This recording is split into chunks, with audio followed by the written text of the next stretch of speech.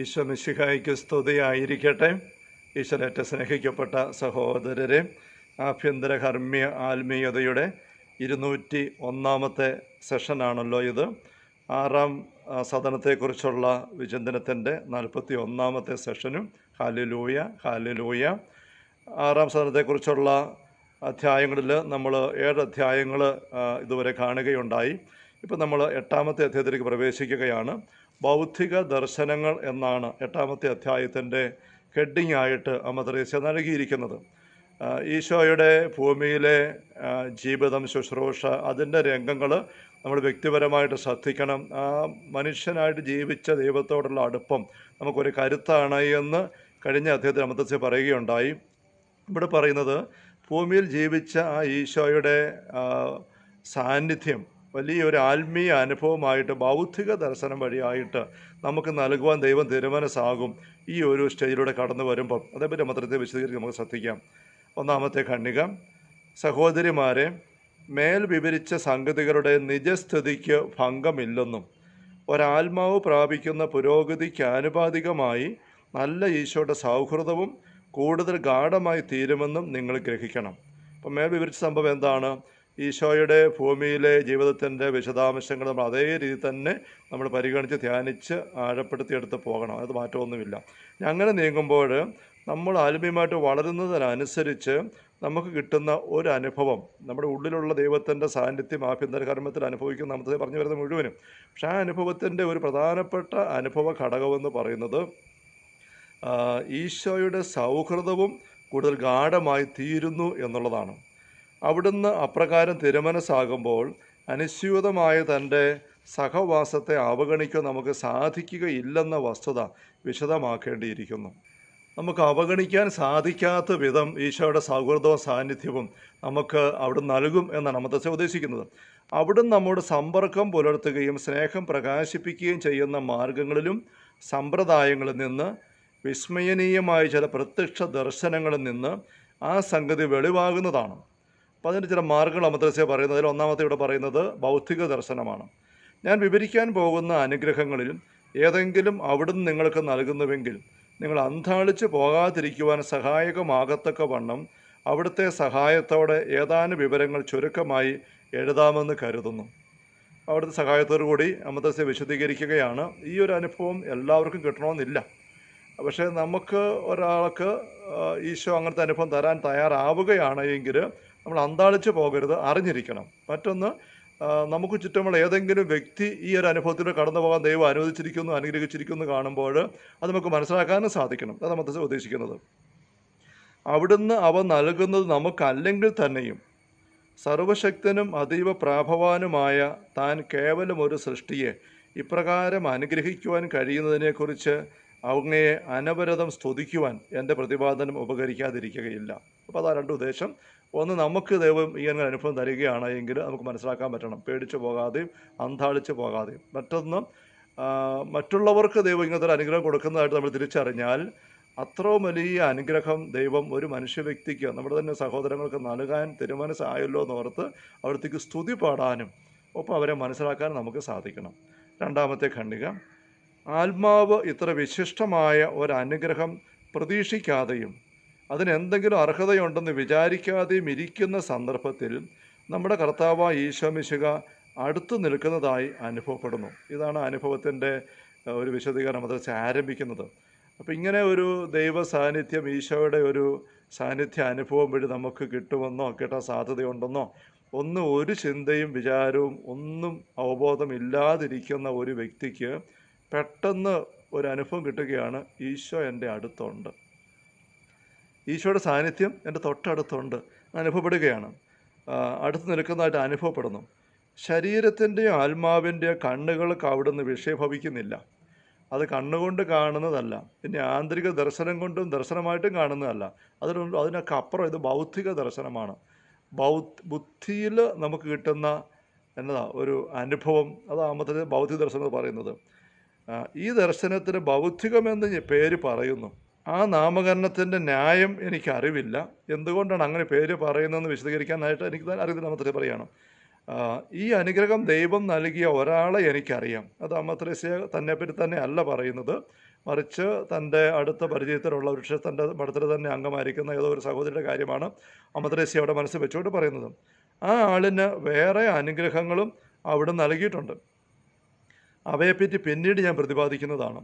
ആരംഭത്തിൽ അവൾ അമ്പരന്ന് പോയി എന്ന് വെച്ചാൽ ഇങ്ങനത്തെ ഒരു അനുഭവം ഉണ്ടാകാൻ ഇടവന്ന ആദ്യത്തെ അവസരത്തിൽ അവൾ വല്ലാതെ അമ്പരന്ന് പോയി. തൊട്ടടുത്ത് ഇതാ ഈശോ നിൽക്കുന്നു, അത് കാണുന്നില്ല, ദർശനമല്ല, പക്ഷെ അവൾക്ക് നല്ല ഉറപ്പാണ്, ബൗദ്ധിക ദർശനം അങ്ങനെ കിട്ടുകയാണ്. അപ്പോൾ ആദ്യം ഉണ്ടായ അനുഭവം അമ്പരന്ന് പോയി. കാരണം എന്തൊരു അനുഭൂതിയാണതെന്ന് അവൾക്ക് അജ്ഞാതമായിരുന്നു. ഒന്നും കാണാൻ അവൾക്ക് കഴിഞ്ഞിരുന്നില്ല. പക്ഷേ ആ വിധത്തിൽ തനിക്ക് സ്വയം വെളിപ്പെടുത്തുന്നത് നമ്മുടെ കർത്താവ് ഈശോ മിശിഹ തന്നെയാണെന്ന് നിസ്സന്ദേഹം അവൾ ഗ്രഹിച്ചു. ഇവിടെ ഇപ്രകാരം ഒരു അനുഭവം ഉണ്ടാകുമ്പോൾ അത് ശരിയാണോ തെറ്റാണോ എന്ന് തിരിച്ചറിയാൻ വേറെ മാർഗമൊന്നുമില്ല. പക്ഷെ അങ്ങനെയുള്ള അനുഭവങ്ങൾ അമദ്രസ നേരത്തെയും പറഞ്ഞിരിക്കുന്നത് അതോടൊപ്പം ഇത് കിട്ടുന്ന വ്യക്തിയുടെ ഉള്ളിൽ കിട്ടുന്ന ഒരു ഉറപ്പാണ്. എത്ര വന്നാലും ആരെല്ലാം എതിര് പറഞ്ഞാലും വിമർശനം പറഞ്ഞാലും പഴിച്ചാലും അവൾക്ക് തന്നെ ബുദ്ധിയിൽ സംശയം തോന്നിയാലും അതിനെയൊക്കെ മറികടന്ന് പോകാൻ മാത്രമുള്ളൊരു ഉറപ്പ് ഉള്ളിൽ അനുഭവപ്പെടും. നിസ്സന്ദേഹം അവൾ ഗ്രഹിക്കുകയാണ്, ആത്മാവ് ഗ്രഹിക്കുകയാണ്, ഇത് ഈശോ തന്നെയാണ്. അക്കാര്യത്തിൽ അതായത് ആ ദർശനത്തിൻ്റെ വാസ്തവികതയിൽ സംശയിക്കുക അവൾക്ക് അസാധ്യമായിരുന്നു. അപ്പം അങ്ങനെ സംശയിക്കാൻ മേലാത്ത രീതിയിൽ ഈശോയുടെ സാന്നിധ്യം ഇങ്ങനെ ഒരു വ്യക്തിക്ക് അനുഭവം ആകുന്നില്ല എങ്കിൽ അത് ഈ പറഞ്ഞൊരു ആത്മീയ ദർശനമല്ല എന്ന് നമ്മൾ മനസ്സിലാക്കണമെന്നതിന് അർത്ഥമുണ്ട്. അപ്പോൾ നമുക്കൊരു ദർശനം ഉണ്ടായെന്ന് തോന്നുന്നു, ഭൗതിക ദർശനമാണെന്നാണ് തോന്നുന്നത്, പക്ഷെ അങ്ങനെയാണോ അല്ലയോ എനിക്കത്ര ഉറപ്പില്ല എന്നാണ് ഒരാളുടെ സംശയവും ചിന്തയുമെങ്കിൽ അത് ഭൗതിക ദർശനമായിട്ട് കരുതേണ്ടതില്ല എന്ന മദ്രസ മാനദണ്ഡമായിട്ട് പറയാൻ നമുക്കൊരു ശ്രദ്ധിക്കാം. അത് ദൈവത്തിൽ നിന്നാണോ അല്ലയോ എന്ന കാര്യത്തിൽ അങ്ങനെ തന്നെ ആയിരുന്നെന്ന് വിശ്വസിക്കാൻ മതിയായ സൽഫലങ്ങൾ അതിനുണ്ടായിരുന്നുവെങ്കിലും അല്പം ആശങ്ക അവശേഷിച്ചിരുന്നു. അപ്പോൾ ദൈവത്തിൽ നിന്നാണോ അല്ലയോ എന്നുള്ളത് നമുക്ക് വേറെ വെരിഫൈ ചെയ്യാനായിട്ട് മാർഗമില്ല, ഉറപ്പ് പറയാനും വേറെ ആരുമില്ല. അതുകൊണ്ടൊരു മാനുഷിക ചിന്തയുടെയും ബുദ്ധിയുടെയും തലത്തിലുള്ള ഒരു ആശങ്ക ഈ വ്യക്തിക്ക് സിസ്റ്ററിന് അനുഭവപ്പെട്ടിരുന്നു. ഭൗതിക ദർശനത്തെക്കുറിച്ച് അവൾ കേട്ടിട്ട് പോലുമില്ലായിരുന്നു. അപ്പോൾ അതിനു മുമ്പ് അതേക്കുറിച്ച് അവൾ അറിഞ്ഞിട്ടില്ല, ആരും പറഞ്ഞു കൊടുത്തിട്ടില്ല. അതുകൊണ്ട് അമദ്രസ്യ പറയുന്നത് ഇങ്ങനത്തെ ഒരു അനുഭവം നിങ്ങൾക്കുണ്ടായാൽ നിങ്ങൾ കലങ്ങിപ്പോകാതെ ഈ കാര്യം എന്താണെന്ന് മനസ്സിലാക്കാൻ നിങ്ങൾക്ക് സാധിക്കണം. അതിനു വേണ്ടിയിട്ടാണ് ഞാനിത് വിശദീകരിക്കുന്നത് എന്ന് അമദ്രസ്യ നേരത്തെ എഴുതിയല്ലോ. അങ്ങനൊരു കാര്യം ഉണ്ടെന്ന് കേട്ടിട്ട് പോലുമില്ലായിരുന്നു, അങ്ങനെയൊന്നും ഉണ്ടാകാൻ സാധ്യതയുണ്ടെന്ന് അവൾക്ക് തോന്നിയിട്ടുമില്ല, സാധ്യതയെപ്പറ്റി പോലും അവൾക്ക് അറിഞ്ഞുകൂടായിരുന്നു. എന്നിട്ടും അവൾക്ക് വ്യക്തമായി മനസ്സിലാക്കാൻ കഴിഞ്ഞു ഇത് ഈശോ തന്നെയാണ്. അതുപോലെയുള്ള സന്ദേഹമില്ലാത്ത വ്യക്തത ഉറപ്പാണ് ഉള്ളിൽ കിട്ടുന്നത്. മുൻപ് പലപ്പോഴും തന്നോട് സംസാരിച്ചിരുന്നത് ഈ കർത്താവ് തന്നെ ആയിരുന്നുവെന്നും അവൾക്ക് ഉറപ്പായി. അപ്പോൾ നേരത്തെ മറ്റു ചില രീതിയിൽ ഈശോ തൻ്റെ സാന്നിധ്യം നൽകി സംസാരിച്ചുകൊണ്ടൊക്കെ അവിടെ സംസാരിച്ച അതേ കർത്താവ് തന്നെയാണ് ഇപ്പം തൻ്റെ അടുത്ത് നിൽക്കുന്നുള്ളത് അവൾക്ക് യാതൊരു സംശയമില്ല. അതിൻ്റെ വിവരം ഞാൻ അന്യത്ര നൽകിയിട്ടുണ്ടല്ലോ. നേരത്തെ നമ്മൾ അമദ്രസ്യ ദൈവം സംസാരിക്കുന്ന അനുഭവങ്ങൾ വരുമ്പം ഇത് ഞാൻ തന്നെയാണ് എന്നൊരൊറ്റ വാക്ക് അവിടെ നിന്ന് ഉള്ളിൽ പറഞ്ഞു കഴിഞ്ഞാൽ സകല സംശയവും തീരും എന്ന് അമദ്രസ്യ പറഞ്ഞ വായിച്ച് ഓർമ്മിക്കുന്നുണ്ടല്ലോ. എന്നാൽ ഈ ഒടുവിൽ പറഞ്ഞ അനുഗ്രഹം ലഭിക്കുന്നത് വരെയും ആരാണ് തന്നോട് സംസാരിക്കുന്നതെന്ന് അവൾ ഒരിക്കലും അറിഞ്ഞിരുന്നില്ല. വാക്കുകൾ സുഗ്രഹമായിരുന്നു അത്രമാത്രം. അപ്പം ഇങ്ങനെയുള്ള സംസാര അനുഭവങ്ങൾ ഈശോയുടെ ഭാഗത്തൊന്നും അവൾക്ക് കിട്ടിയിരുന്നു. പക്ഷെ അത് ഈശോയാണെന്ന് അത്ര ഉറപ്പായിരുന്നില്ല. പക്ഷെ അതോടൊപ്പം കിട്ടുന്നതായ അനുഭവം, ശാന്തത, വ്യക്തത, ഉറപ്പ്, അത് വെച്ചുകൊണ്ട് അതിനെ സംശയിക്കാൻ പറ്റുമായിരുന്നില്ല. പക്ഷെ ഇങ്ങനത്തെ ഒരു ബൗദ്ധിക ദർശനത്തിൻ്റെ സാന്നിധ്യ അനുഭവം അവൾക്ക് കിട്ടിക്കഴിഞ്ഞപ്പോഴേക്കും അവൾ തിരിച്ചറിഞ്ഞു ഇത് ഈശോ തന്നെയാണ്. ഇതുമാത്രമല്ല, നേരത്തെ തന്നെ സംസാരിച്ചതും ഈ ഈശോ തന്നെയാണ്. മൂന്നാമത്തെ ഖണ്ഡിക, പ്രസ്തുത ദർശനം മൂലമുണ്ടായ ആശങ്കയാൽ ബ്രാക്കറ്റ് അമദ്രസ്യ പറയുകയാണ്, അത് പെട്ടെന്ന് കടന്നു പോകുന്ന ഭാവനാ ദർശനങ്ങൾ പോലെ അല്ലായിരുന്നു. ഇതാണെങ്കിൽ അനേകം ദിവസങ്ങൾ, ചിലപ്പോൾ ഒരു വർഷത്തിലധികം തന്നെ നീണ്ടു നിൽക്കും. പെട്ടെന്ന് കടന്നു പോകുന്ന ഭാവനാ ദർശനങ്ങളെക്കുറിച്ച് അമദ്രസ്യ വീണ്ടും പറയുന്നുണ്ട്. അത് പെട്ടെന്ന് കടന്നു പോകുന്നതാണ്, ചിലപ്പോൾ നിമിഷങ്ങൾ മാത്രമേ നിൽക്കുകയുള്ളൂ. ഇതങ്ങനെയല്ല, ഭൗതിക ദർശനം ബുദ്ധിയിൽ കിട്ടുന്ന ഒരു അനുഭവമാണ്. അത് ചിലപ്പം അനേക ദിവസങ്ങളോ വർഷങ്ങളോ തന്നെ നീണ്ടു നിന്നേക്കാം. അമദ്രസ്യ ബ്രാക്കറ്റ് പറയുകയാണ്, പ്രസ്തുത ദർശനം മൂലമുണ്ടായ ആശങ്കയാൽ പരിക്ഷീണതയായി അവൾ കുമ്പസാരക്കാരനെ സമീപിച്ച വൃത്താന്തം എനിക്കറിയാം. അദ്ദേഹം ചോദിച്ചു, യാതൊന്നും ദൃശ്യമായിരുന്നില്ലെങ്കിൽ നമ്മുടെ കർത്താവാണെന്ന് എങ്ങനെ അറിഞ്ഞുവെന്ന്. അപ്പോൾ ആ കുമ്പസാരക്കാരൻ ഇതേപ്പറ്റി നല്ല വ്യക്തത ഇല്ലായിരുന്നു സൂചന. എപ്രകാരമുള്ള മുഖച്ഛായയായിരുന്നു പറയാനും ആവശ്യപ്പെട്ടു. അതേക്കുറിച്ചൊന്നും അറിയാൻ പാടില്ലെന്നും മുഖമൊന്നും കണ്ടില്ലെന്നും കൂടുതൽ വിവരമൊന്നും പറയാൻ പറ്റുകയില്ല, അറിയത്തില്ല എന്നും അവൾ പ്രതിവചിച്ചു. അത്രേ പറയാൻ പറ്റുന്നുള്ളൂ. ഇപ്പോൾ കുമ്പസാരക്കാരൻ അമദ്രസ്യ പറയുന്നതായി ഭൗതിക ദർശനത്തെക്കുറിച്ച് ബോധ്യം ഉണ്ടായിരുന്നെങ്കിൽ അദ്ദേഹം അവളെ ഇങ്ങനെ ചോദിച്ച് മുഖം എങ്ങനെയാണ്, എങ്ങനെ കണ്ടത്, അങ്ങനെ ചോദിച്ച് ഉറപ്പാക്കാൻ നോക്കുന്നതിന് പകരം അവളിൽ പ്രകടമാകുന്ന സൽഫലങ്ങൾ, ഈ ദർശനത്തിൻ്റെ അനുഭവങ്ങളിൽ നിന്നത് വിവേചിക്കുവാൻ അദ്ദേഹത്തിന് സാധിക്കേണ്ടതായിരുന്നു എന്നാണ് സൂചന. അവൾക്ക് അറിവുണ്ടായിരുന്നത് ദർശനം നൽകുന്നത്, അതായത് തന്നോട് സംസാരിച്ചിരുന്നയാൾ കർത്താവാണെന്നും അത് വെറും തോന്നലല്ലെന്നുമായിരുന്നു. അത് ഉറപ്പാണ്. പക്ഷേ തോന്നലല്ല, ഇത് ഉറപ്പാണ്. ഉള്ളിൽ തെളിയിക്കാൻ പറ്റിയല്ല, അത് വിശദീകരിക്കാനും പറ്റുന്നില്ല. മറ്റുള്ളവരും അവളെ ചഞ്ചലചിത്തയാക്കിക്കൊണ്ടിരുന്നെങ്കിലും തൻ്റെ നിലപാട് സംശയാതീതമായിരുന്നെന്നത്രേ സാധാരണമായി അവളുടെ ഉറപ്പ്. വേറെ ചില ആൾക്കാരോടും ഈ സഹോദരി ഈ ആത്മാനുഭവം പങ്കുവെച്ചു. പക്ഷെ അവരും ഇതേക്കുറിച്ച് സംശയവും ശങ്കയും എല്ലാം പറഞ്ഞു.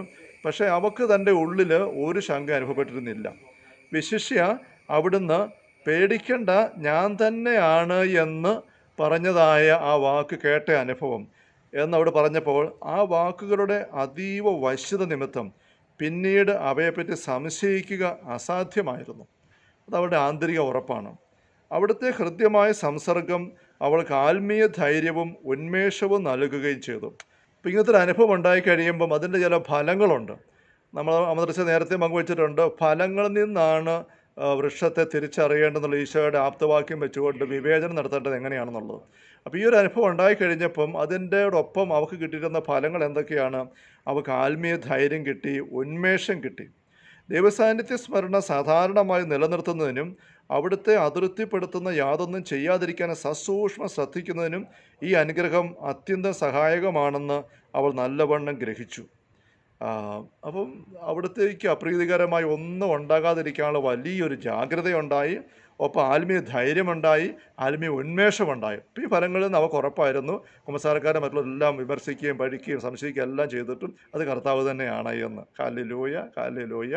കർത്താവ് യേശു മിശിഹായുടെ സമൃദ്ധമായ കൃപയും അനുഗ്രഹങ്ങളും പിതാവായ ദൈവത്തിൻ്റെ അവർണ്ണനീയമായ സ്നേഹവും പരിശുദ്ധാത്മാവായ ദൈവത്തിൻ്റെ നിരന്തര സഹവാസം എല്ലാവരുടെയും കൂടി ഉണ്ടായിരിക്കട്ടെ, ഇപ്പോഴും എപ്പോഴും എന്നേക്കും.